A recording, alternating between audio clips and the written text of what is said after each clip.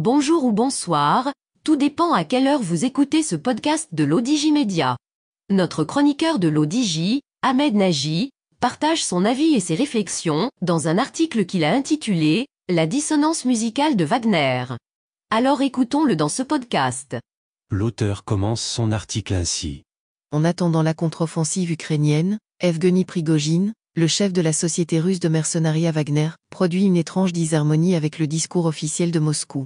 Dans une vidéo largement diffusée sur les médias sociaux, le chef des mercenaires de la société russe Wagner, Evgeny Prigojine, s'est plaint de manquements dans la livraison des munitions à ses combattants engagés dans la bataille de Bakhmut et s'est livré à une critique acerbe des responsables du ministère de la Défense et des services de renseignement, FSB, russes, accusés d'incompétence, voire de trahison. Les médias ukrainiens s'en sont aussitôt emparés, pour souligner les chances de succès de la contre-offensive tant attendue des troupes de Kiev, dont l'objectif principal serait la reprise de la Crimée. L'auteur poursuit son article ainsi. Aucun expert militaire, non aligné sur le storytelling de l'OTAN, ne prend une telle ambition au sérieux. L'armée ukrainienne manque, d'abord, cruellement de systèmes de défense aérienne et de missiles solaires, pour éviter aux bataillons d'assaut de se faire aplatir par les chasseurs-bombardiers russes. Le déficit s'étend, par ailleurs, également aux obus et roquettes d'artillerie, les arsenaux et colonnes d'approvisionnement ukrainiens étant les cibles privilégiées des missiles et drones russes.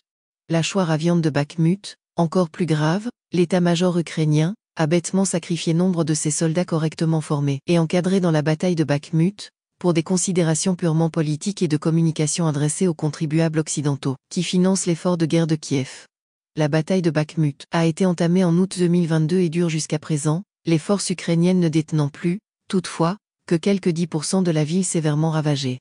Kiev n'a cessé d'y envoyer des renforts en hommes et matériel se faire annihiler par les mercenaires de Wagner, protégés sur leurs flancs par des troupes régulières de parachutistes russes. La sortie du chef des musiciens de Wagner, Evgeny Prigojine, ancien vendeur de drogue devenu homme d'affaires et réputé proche du président russe, surnommé le cuisinier de Poutine, laisse donc plusieurs observateurs perplexes. L'auteur ajoute ainsi. Maskirovka ?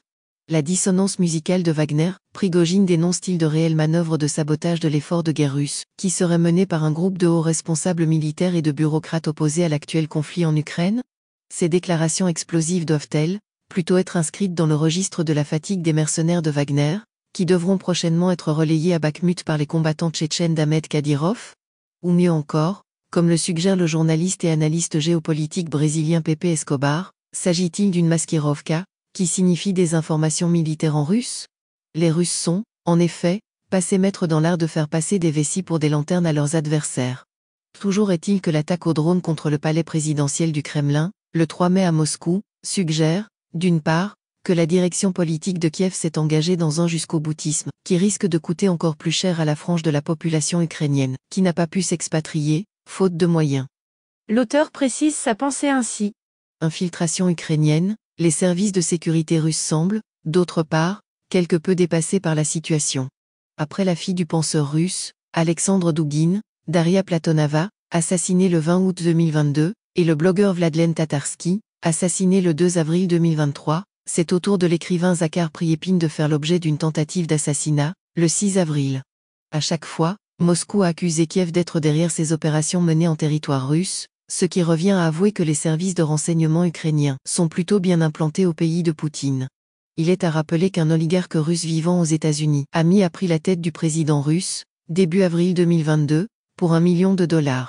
Si Poutine jouit du soutien de plus de 80% de la population russe, selon les résultats d'un sondage réalisé en mars dernier, les ratés de la campagne militaire russe en Ukraine et les quelques attaques de drones réussies par Kiev derrière les lignes russes, dont celle du 29 avril, qui est parvenue à atteindre un dépôt de pétrole en Crimée, laissent penser que les mises en garde de Prigojine ne sont pas totalement dénuées de fondement. L'auteur mentionne ainsi.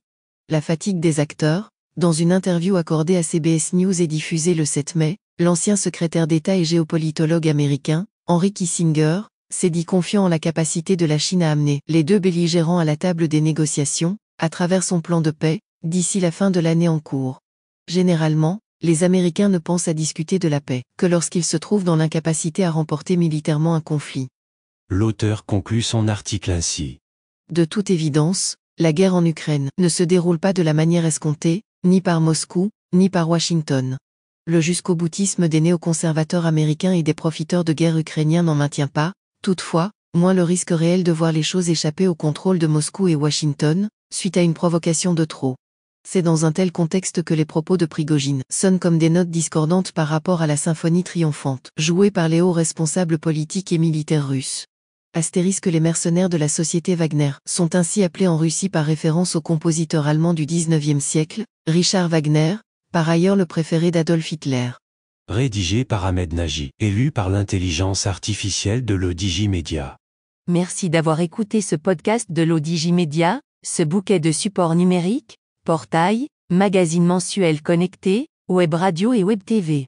N'oubliez pas de télécharger notre application l'Odigi Mobile sur Play Store et de vous abonner à notre chaîne YouTube l'Odigi TV. Vous pouvez, aussi, nous suivre sur nos réseaux sociaux, Instagram, Facebook, TikTok, LinkedIn et Twitter. Ou encore, vous inscrire sur notre newsletter quotidienne à partir du portail lodigi.ma. Alors, on se dit au prochain podcast de nos chroniqueurs de l'Odigi. Et à très bientôt, si et seulement si vous le voulez bien.